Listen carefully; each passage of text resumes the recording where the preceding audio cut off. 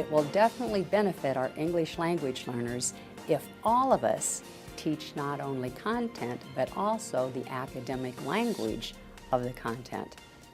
Another reason it's important for everybody to understand the stages of second language acquisition is because of the zone of proximal development.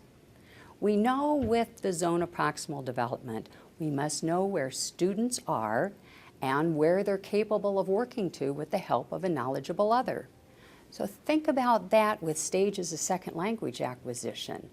It's important for us to know the stage of our English language learner and their stage of English language acquisition so we can help lift them up to the next stage of English language acquisition, because there's 5 of those stages, and we do not want our English language learners stuck at any of those stages of second language acquisition.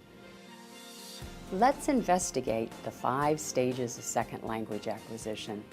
To do so, I'm going to do something I see good teachers do all the time in their classrooms with their English language learners. When good teachers are ready to introduce a new concept with their English language learners, they tie it to something that's familiar to those English language learners. So with you, because I'm introducing a new concept, the stages of second language acquisition, I'm going to tie it to something familiar to you, the stages of first language acquisition. So I want you to think about your own kids. Think about the stages that they went through when they were learning English as their first language. For example, think about what happened around 9 months of age. Do you remember?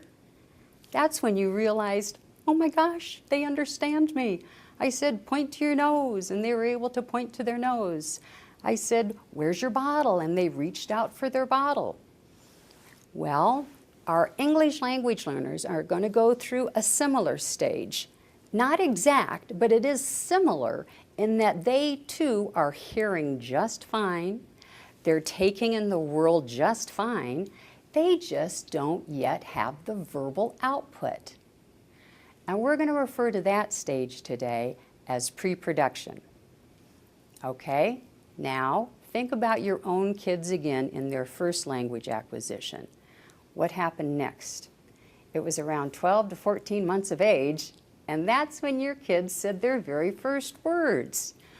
Well, our English language learners are going to go through a similar stage, not exact, but it is similar to first language acquisition in that our English language learners will start to speak also, and their verbal output will be in the form of single words.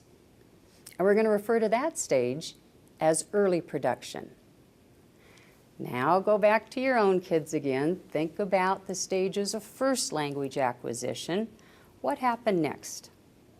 They started to put lots of words together into a sentence, and I bet there were grammatical errors in those sentences, weren't there?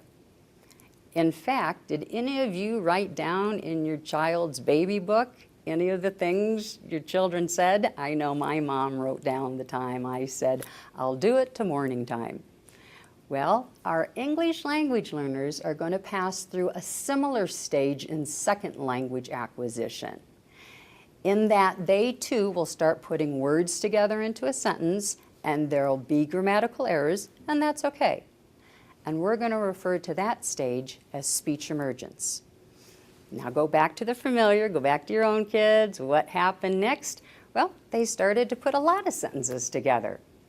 Our English language learners, in their stage of second language acquisition called intermediate, will also start putting many sentences together. And finally, the last stage our English language learners will be in will be called advanced fluency, and they'll sound like they were born and raised right here.